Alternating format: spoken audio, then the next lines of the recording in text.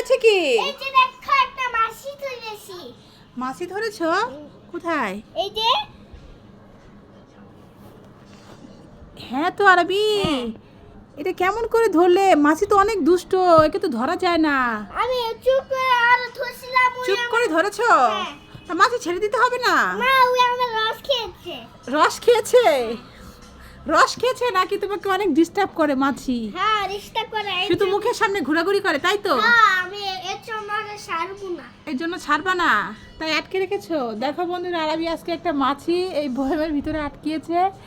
এখন আটকিয়ে তো অনেক খুশি, কিন্তু মাছিটাকে ছেড়ে দিতে হবে, না হলে মাছিটা এভাবে মরে যাবে। দেখি আরবি, তোমার হাতটা সরাও। এই যে দেখো। বাবা, মাছি ছেড়ে না দিলে তো আল্লাহ তো আমাদের গুনাহ দিবে বাবা। না ওরে সারবো না। ওই যে আমার অনেক ডিস্টার্ব করে, এনে এনে বহে। ও এখানে এখানে বসে, শরীরে বসে তো বসবে মাছি। মাছের কাছে তো শরীরে বসা।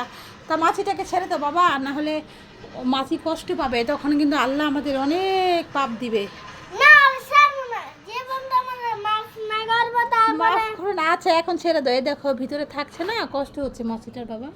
এবার ছেড়ে দাও, না ছেড়ে দাও। না। ছাড়ো বাবা, না ভালো। আরবি মাছিটাকে ছাড়তে চাইছে না, আর মাছিটা আরবিকে অনেক জ্বালায়, তাই তো এই দেখো তোমার বন্ধুরা বলছে মাছিটাকে ছেড়ে দিতে, না না হলে তো মাছিটা যে নিঃশ্বাস বন্ধ হয়ে মরে যাবে, বুঝেছো? আমি ওরে সারবো না। ওই হুইয়া আমার ছাড়বে না? ছেড়ে দাও, ছেড়ে দাও। না। তো তুমি তো ভালো ছেলে, ভালো ছেলেরা তো ভালো কাজ করতে হয়। ছেড়ে দিছো? কোথায় চলে গেল? যা অনেক ইচ্ছে। উড়ে গেছে। ওই তো দেখো একটা হলুদ একটা ওই যে রশির মধ্যে যে বসেছে মাছিটা, দেখো দেখো। আমি ওই ওরে দেখো কোথায় যে বসেছে, আর ধরতে পারবে না। বহা না।